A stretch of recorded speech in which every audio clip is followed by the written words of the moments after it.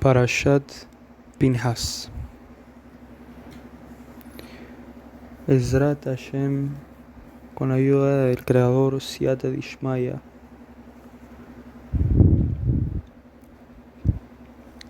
Esta parashá es bien profunda, bien profunda. Puede ser una de las parashiot de la Torah más profundas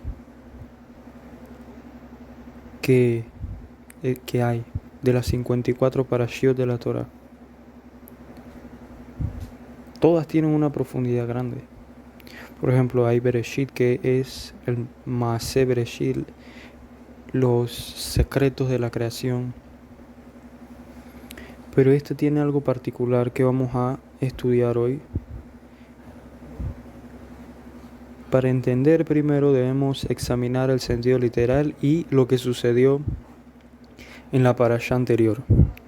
En la parashá anterior vemos que Balak, si recordamos el estudio que hicimos, era un mago, un hechicero, trató de maldecir al pueblo de Israel y trató de, junto con Balak, generar un daño sobre la nación de Israel. Si uno ve la primera página de la parashá Balak, uno ve que esa era la intención de ellos, de estos reshaim, de estos malvados. La última página dice que se desató una plaga sobre el pueblo de Israel y 24,000 personas murieron.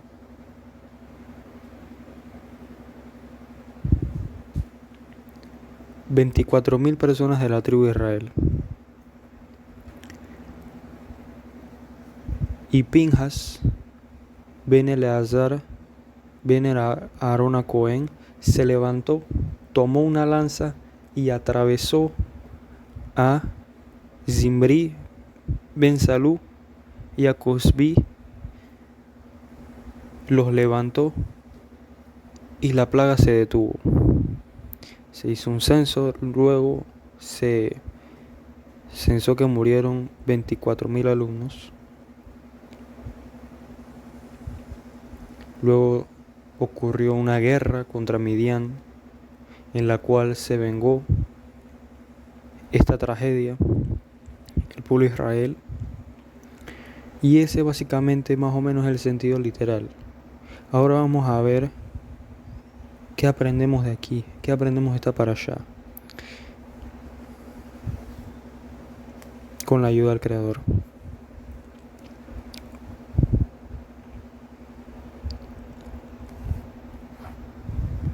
Pinhas, al tomar esa lanza y atravesar a Cosbi, a Zimri Cosbi, hizo un acto heroico.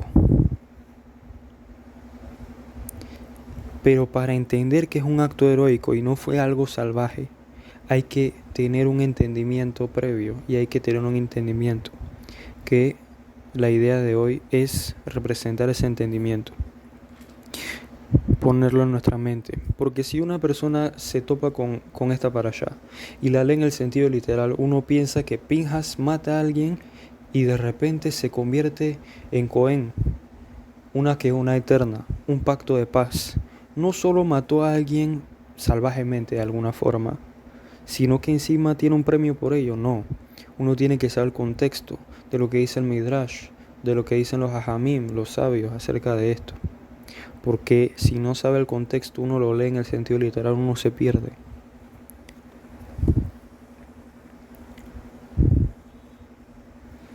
Y encima, cuando hizo ese acto, paró la plaga. Y las personas de la tribu de Israel dejaron de morir en ese momento.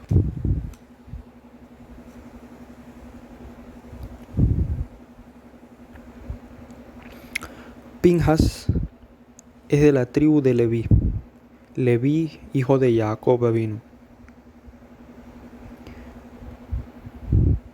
Y Jacob, cuando se le apareció a Kadosh Baruj Hu, le dijo que iba a consagrar el 10%, el diezmo de todas las bendiciones que le diera el Creador. Y la tribu que consagró de sus hijos fue la tribu de Leví, que es la tribu que guardó la Torá y que en Egipto no se corrompieron. El Creador los llama las legiones, mis legiones de ángeles, a la tribu de Leví.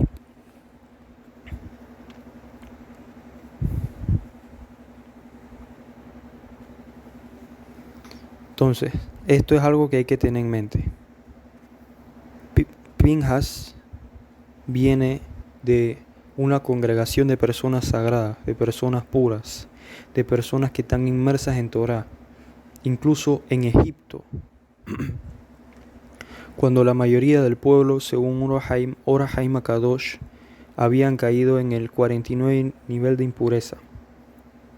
También según el Zohar, la tribu de Leví se había mantenido pura e íntegra. Incluso en el desierto, el pueblo de Israel, por razones de salud, dejaron de circuncidar a sus hijos. Pero la tribu de Leví confiaba en Akadosh Baruj Hu y continuaba circuncidando a sus hijos. O sea que viene de una estirpe de personas sagradas, de personas justas. Pinhas, según el Zohar HaKadosh, de la mano de Rabbi Shimon Bar Yochai, Zecher Tzadik Liberajá, Sehutó Yagen Alenu, de su mérito esté sobre todos nosotros. La paz sea con él, alaba Shalom. Dice que Pinhas viene de la Sefirá Geburá. Pinhas viene de la Sefirá Geburá, igual que los levitas. Todos los levitas vienen de la Sefirá Geburá. Y entre paréntesis, una interpretación acerca de cómo los levitas son la tribu que está encargada del servicio al templo. Que el servicio al templo es una tecnología de traer bendición al mundo, de traer paz al mundo, de que no hayan guerras, no hayan abortos, de que las personas no se peleen entre ellas. Es una tecnología que no existe lastimosamente hoy en día, pero que generaba riqueza, abundancia extrema sobre todo el mundo. No había pobreza, no había guerras, no había mayores problemas. Por esta tecnología, los que, digamos, trabajaban en esta maquinaria, en esta gran empresa del Creador, eran los levitas que provienen de la Sefirá Geburá, que provienen del rigor. Y vemos cómo se creó el mundo. Bereshit bara Elohim. Elohim quiere decir el nombre de Dios, que representa el rigor. Quiere decir que Dios hizo el mundo con rigor. El mismo rigor rectifica al mundo. Porque uno piensa que el juicio es malo, el juicio en realidad es algo divino. Por eso vemos que la tribu que está consagrada a Dios es la tribu de Leví, la tribu del rigor. Y bueno, el Ari HaKadosh, Zecher Tzadik Liberajá, que su mérito nos alcance, recordar al Tzadik es para la bendición, dice que en su obra Shara Gilgulim, o creo que está en Sefer Gilgulim, que es unas adiciones que se hizo posteriores de los discípulos del Ari al libro Shara Gilgulim, que significa las puertas de la reencarnación, y el otro se llama el libro de la reencarnación.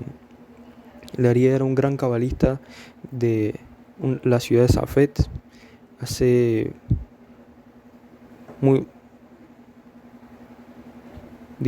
hace un tiempo atrás. No recuerdo exactamente,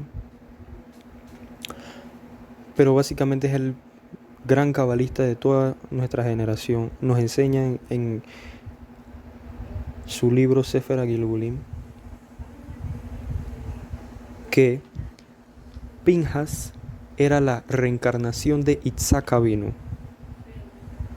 Y volviendo al Zohar HaKadosh, que significa el Zohar sagrado, el libro del esplendor, que Pinhas e Itzhak tienen el mismo valor gemátrico. En hebreo las palabras tienen un valor, un peso gemátrico, un número. Pinhas y Itzhak, que son dos personajes de la Torah, dos personas que aparecen en la Torah, tienen el mismo valor gemátrico. Quiere decir, tú puedes reemplazar el nombre de Isaac y el nombre de Pinhas. Y dice que Pinhas tomó la lanza. En hebreo, lanza tiene como valor gemátrico, como peso gemátrico, 248. Y con esa lanza que vale 248, atravesó a Zimbri Cosbi, que Zimbri era el príncipe de la tribu de Shimón y Cosbi era una princesa de Midian. Entonces, ¿cuál es el contexto de Zimbri Cosbi? Un príncipe de la tribu de Shimón y Cosbi, una princesa de Midian. Balak Rasha recibió un consejo de Bilam. Rasha significa malvado. Que la fuerza del pueblo de Israel está en la Kedushá, en la santidad, quiere decir en tener relaciones conyugales y maritales puras. ¿Eso qué hizo Balak? Balak dice, bueno, yo tengo mujeres que son bien parecidas. Mi hija, que es la princesa Cosbi, es bien parecida encima. Las midianitas sabían hacer toda clase de magias, de hechicerías. Y ella dijo, bueno, entonces vamos a ir a atacarlos espiritualmente. Quiere decir, vamos a hacer que ellos caigan en la promiscuidad.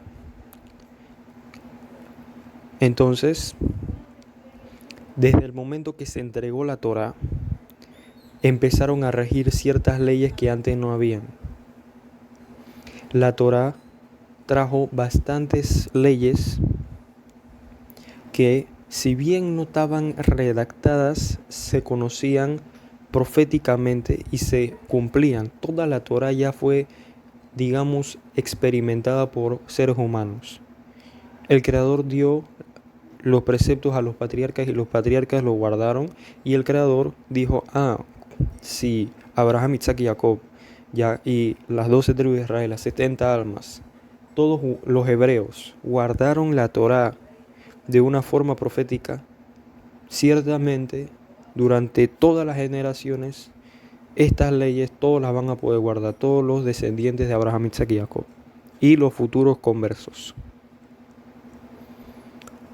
Pero hay leyes que no eran iguales. Por ejemplo,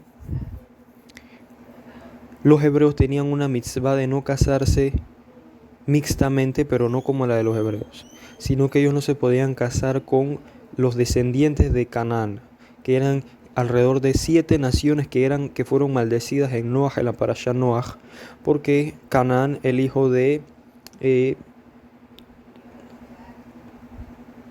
uno de los nietos de Noaj, Ham, el hijo de Ham, uno puede leerlo en la parashá Noaj, castró a Noaj y Noaj lo maldijo. Le dijo, vas a ser esclavo de esclavos. Y esa maldición pasó de generación en generación, de Shem, Eber, la yeshiva, la única yeshiva en el mundo en aquel entonces. Y de ahí pasó a Abraham, y de generación en generación los hebreos tuvieron esta costumbre de no juntarse con esa nación maldecida. Y Moshe Rabenu precisamente fue a vivir en una de estas naciones maldecidas, que básicamente la parte de tierra que le tocó a Ham fue los lugares de África. Y el Midrash cuenta que Moshe Rabenu fue a África, a un lugar de África, creo que era Etiopía, y se convirtió en rey allí, y había una reina predestinada. No voy a entrar en detalle de lo que dice el Midrash. Y Moshe Rabenu no la tocó durante 120 años. No tuvo conexión con ella. Y dice que era una de las mujeres más hermosas de la historia de la humanidad. Y Moshe Rabenu se guardó su pureza y guardó la mitzvah de los hebreos. Y después, más adelante, se casó con una mujer de Midian, porque los hebreos eran distintos a los judíos en un aspecto particular que es bien significativo, que es que si tú eras hebreo o no, dependía del varón. Quiere decir, si tu papá es hebreo, tú eres hebreo. Punto. Porque no había una colectividad de mujeres hebreas en el mundo en aquel entonces. Si tu papá es hebreo, tú eres hebreo. Luego, cuando se entregó la Torá, las mujeres hebreas en ese entonces dijeron y no se impurificaron con ciertos pecados, por ejemplo, con el pecado del becerro de oro, y con ciertas cosas no se impurificaron. Por lo tanto, el Creador las premió de que ahora el judaísmo y la Torá se pasa a través de ellas. En el momento que se recibió la Torá en el monte Sinai, todo el pueblo de Israel, el pueblo hebreo, pasó a ser judíos. Todos empezaron a ser judíos. El pueblo judío, el pueblo de Israel. Ese fue el momento en el cual a partir de ahí empiezan a regir las leyes de la Torá como acta escrita. Entonces, ¿qué viene esto al punto? Cosbi era el príncipe de la tribu de Shimón, que Shimón quiere decir Sham Avon, ahí está el pecado, que era una de las tribus que lastimosamente pecaba un poquito más que las otras, y su líder precisamente quería ser parte del Sanedrín y de juzgar precisamente a todas las tribus. Pero Moshe Rabbeinu no lo eligió y no lo llamó porque ¿cómo iba a juzgar a su propia tribu?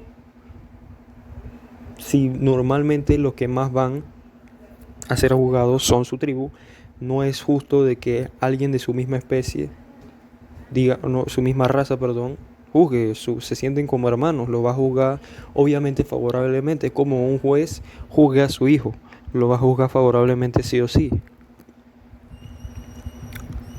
Por eso él dijo de que, no me llamaron, y se sintió ofendido. Y él dijo, yo soy un príncipe, ¿cómo no me va a llamar a mí? Yo soy una persona distinguida, yo soy un sabio de la Torá, plus soy multimillonario. ¿Cómo no me va a llamar a mí?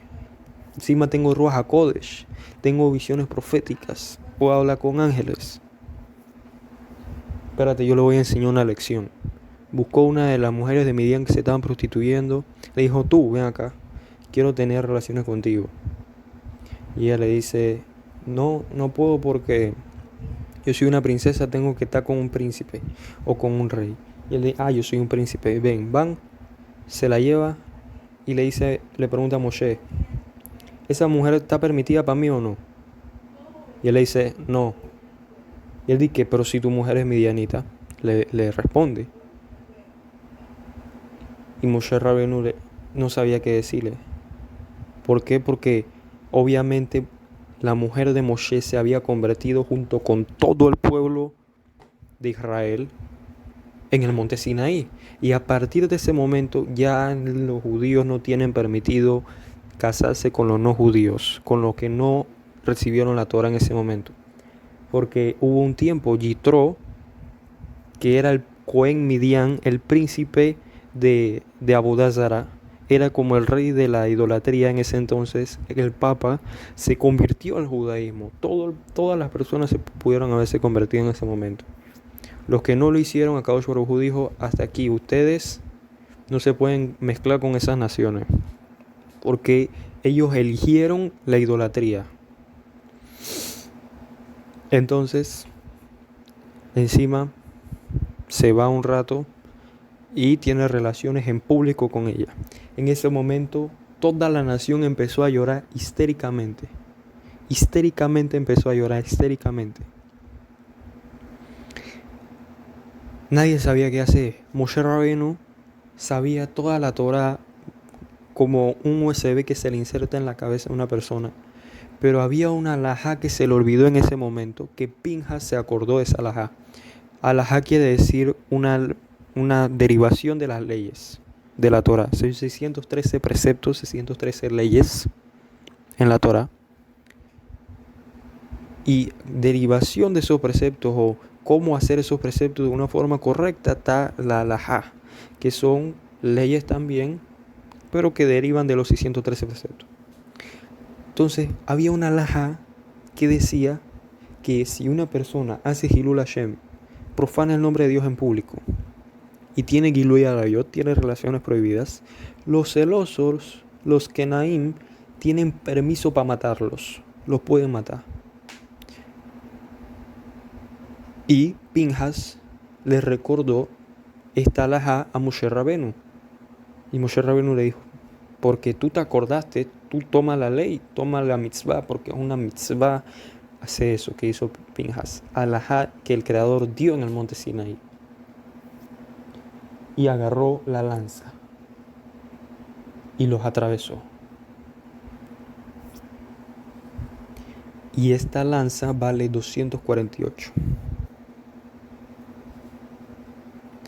Que 248 tiene bastantes explicaciones que vamos a ir viendo algunas de ellas.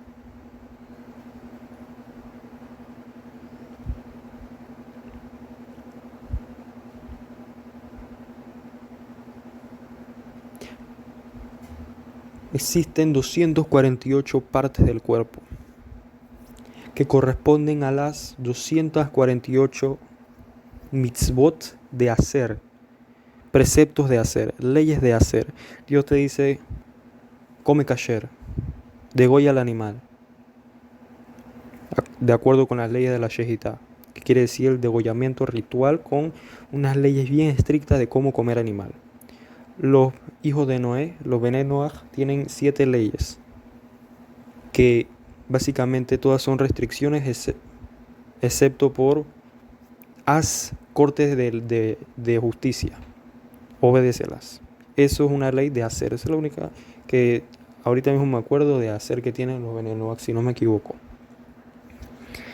Pero los judíos tienen 248 preceptos de hacer. Ponte tefilín, ponte tzitzit, haz tzedaká, reza, tefilá, preceptos de hacer. Existen 248. Haz Shabbat, etc. Cada uno viene a corregir 248 partes del cuerpo. Cabalistas como el Arizal, Isaac Luria Ashkenazi, alaba Shalom, que la pase con él. Sejutó y Elenu, amén, que su mérito nos alcance. Podían decirte, si tú tienes una enfermedad, haz este precepto, que corresponde con esa parte del cuerpo de hacer. Si son 248 partes del cuerpo, 248 partes de hacer. Él te decía, por ejemplo, si tenías un problema en el hígado, él te decía, haz este precepto bien y Bezrat Hashem se te va a curar el hígado, porque ese precepto corresponde con el hígado y como no lo estabas haciendo bien, te enfermaste con el hígado. Es un ejemplo. Tienes un dolor en el ojo, haz este precepto que corresponde al ojo, si tú lo haces bien, te arregla el ojo. Y así estamos hablando de personas que tenían Ruach HaKodesh, tenían visiones divinas. Para tener este nivel hay que estudiar mucho.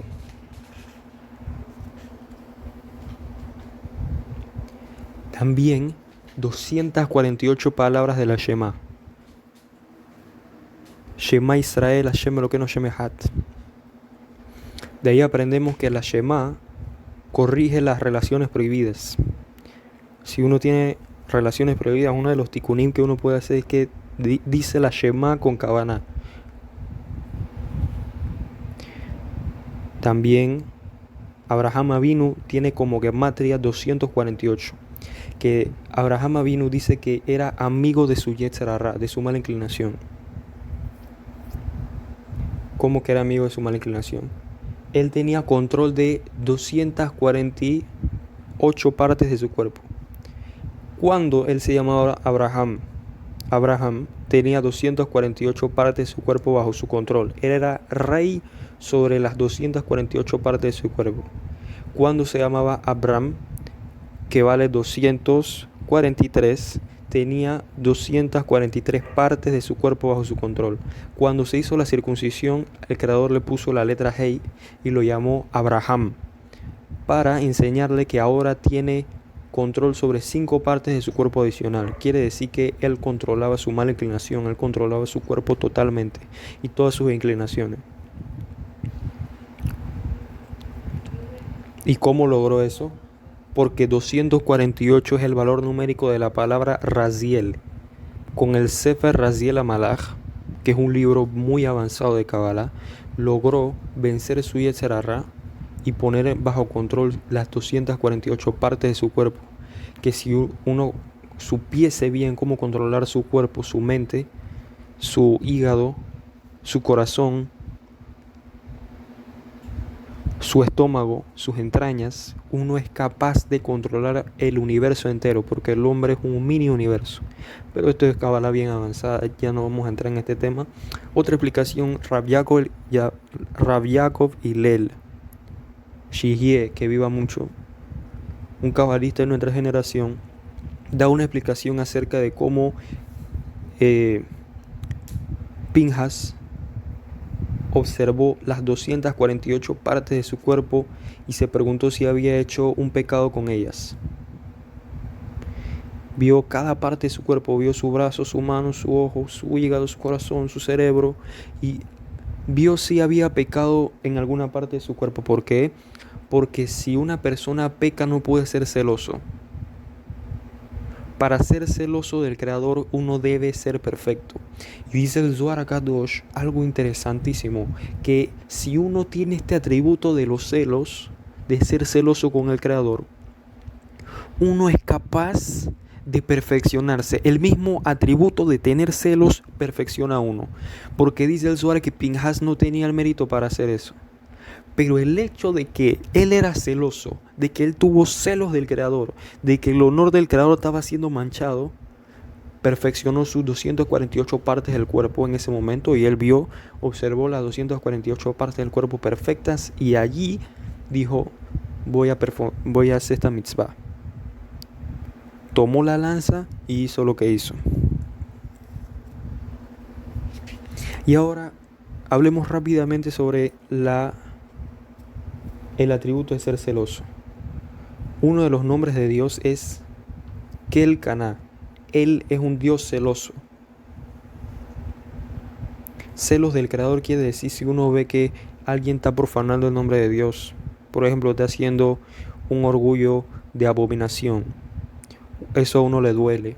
Si uno ve que alguien se para a las 12 de la mañana. Si uno ve que alguien no reza, no dice salmo, no estudia, si uno ve que a alguien no le interesa el Creador, si uno ve que alguien insulta a las personas, humilla a las personas, hace cosas que van en contra de la voluntad de Dios, cierra su corazón para el pobre. Si uno ve que alguien hace eso, uno se siente mal, uno los trata de corregir completamente. Si uno ve que hay gente que vive y no tiene ni idea de quién es el Creador, no come espiritualmente, eso le duele a uno. Eso es ser celoso y eso lo perfecciona a uno. Y el más alto nivel de celos es el que se expresó a través de Pinhas. Las almas que vienen de la Sefirá de Geburá, esto forma parte de su corrección. Tienen que ser celosos del Creador. Tienen en su naturaleza la necesidad de ser celosos, pero tienen que enfocar esos celos únicamente al Creador. Ser celosos del Creador. No pueden permitir que la gente peque. No pueden permitir que la gente transgreda los preceptos de la Torah. Y vemos en la Parashat Toldot que Yitzhak Avinu amaba a Esav HaRashá. Esav HaRashá ¿qué hacía la Esav HaRashá? Gilui Arayot, relaciones prohibidas. Iba con mujeres casadas y tenía relaciones con ellas. Pero lo hacía a escondidas de Yitzhak. Yitzhak no lo veía porque era ciego. Yitzhak era un tzadik yesod olam, era un justo. Era prácticamente perfecto. Gadol Ador, el grande de su generación, hijo de Abraham Avinu, nada más y nada menos. Yitzhak Avinu en sí mismo, su poder era la tefilá. Él era un grande en la tefila, podía lograr proezas con su tefila. Isaac es un nombre muy poderoso, un nombre. Pero aún así, había una parte de su neshama, de su alma, que cometía un error. Todo lo demás de él era mamash perfecto, era grande lo que hizo.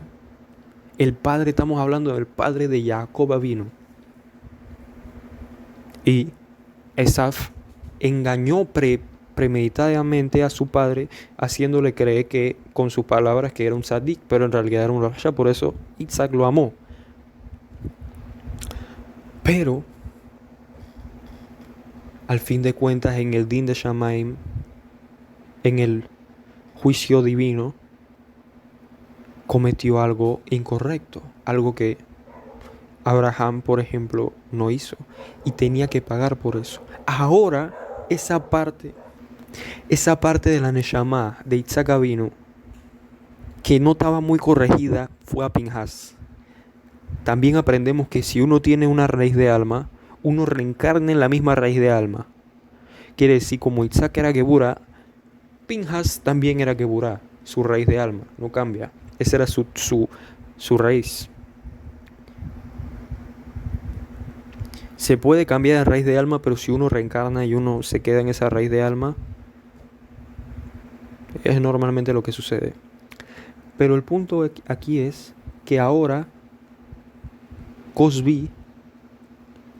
Zimri era la reencarnación de Esaf. La reencarnación de Esaf. Y ahora esa parte de Esaf estaba teniendo relaciones ahora en público.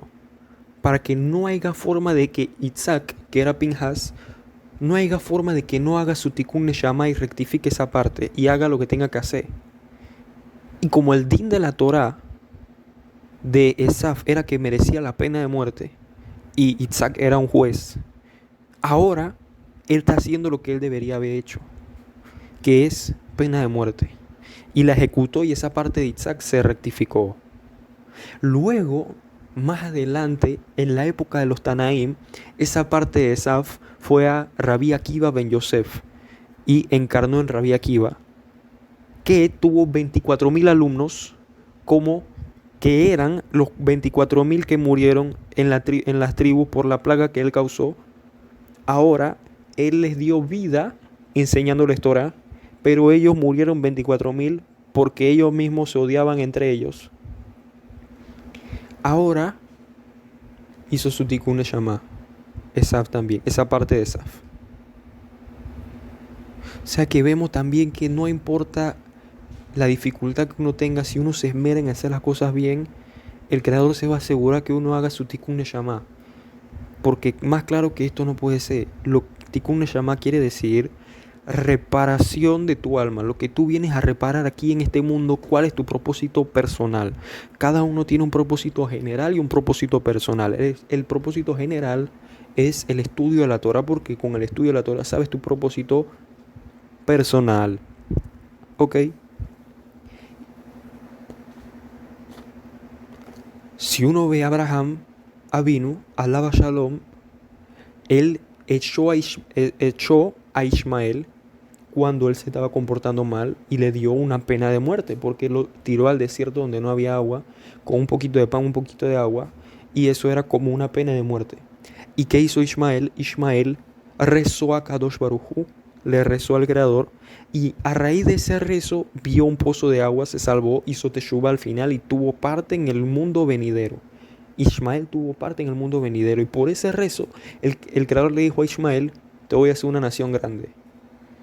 Y solo 2000 años después, aproximadamente 3000 años después, hace 700 años atrás, se cumplió esa profecía que la hizo una nación grande, que son los árabes. Los árabes son los descendientes de Ismael. Pero Ismael hizo teshuvá a raíz de que su padre lo corrigió. Y eso es lo que en el Din Torah del Shamaim, en el juicio de la Torah del cielo, fue un caso contra la Neshama Isaac Avinu, que era perfecta, que era Gadol Ador, que era increíble. Pero esa partecita tenía que corregirla y la corrigió ahora.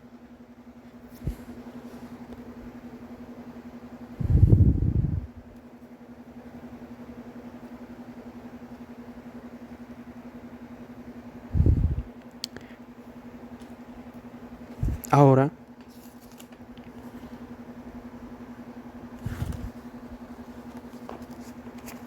dice la Gemara, el Talmud, que Pinhas es Eliyahu Anabí.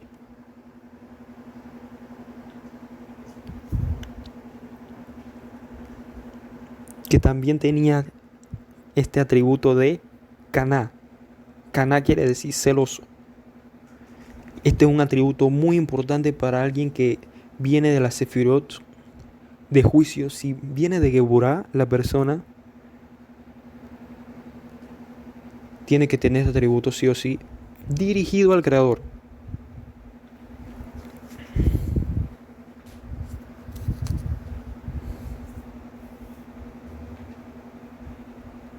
El pshat quiere decir el sentido literal de que Pinhas es Eliyahu, es que es la reencarnación de Eliyahu. Pero vemos cómo después que Pinhas tomó la lanza y atravesó a Zimri Cosbi, el Creador le dice: te voy a dar un pacto de paz y te voy a hacer Cohen Gadol. Porque Pinhas no era Cohen, él era un simple Leví. De por sí, todos los descendientes de Aarón a Cohen iban a ser Cohen. Quiere decir que iban a tener el mérito de servir en el templo. Pero como Pinhas había nacido antes de eso, Pinhas no tenía que ser Cohen. Pero él se ganó el mérito de poder servir en el templo. ¿Cómo se lo ganó? Se lo ganó con méritos. Con méritos. Con el mérito de haber hecho esta mitzvah, que es una mitzvah muy difícil. Y es muy rara. ¿Cómo uno puede hacer esta mitzvah hoy en día? Es imposible. Desde el tiempo de los Tanaim HaKadoshim, los sabios del Talmud sagrados, dijeron que ya no hay más celosos. Aunque aún así tenemos que trabajar en este atributo porque nos perfecciona, como ya decimos, especialmente si alguien viene en la Sefirá de Geburá. Que para saber eso hay que estudiar y estudiar de qué Sefirá uno viene y tiene méritos. Y dice que le dio un pacto de paz a Pinhas. ¿Cómo bendice el Cohen? Yevarejeja Hashem bishmereja. Que el Eterno te bendiga quiere decir que tengas dinero. Bishmereja. Que te sonría quiere decir que tengas suerte.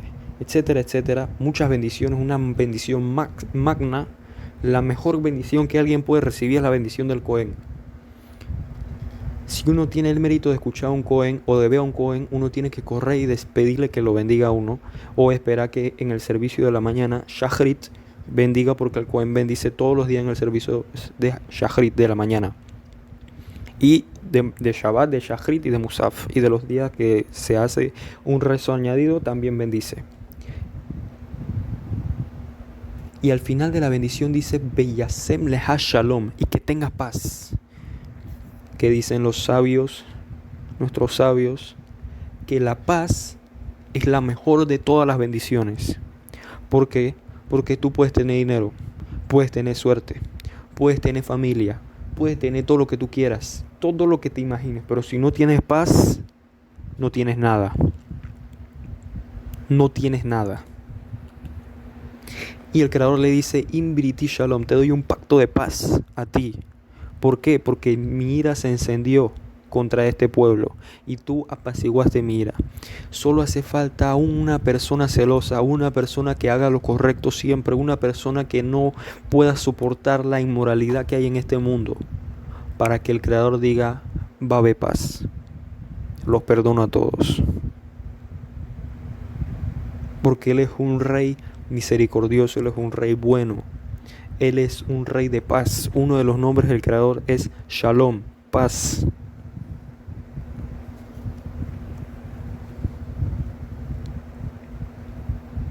El Cohen también reza por protección, pero nada sirve si no hay paz.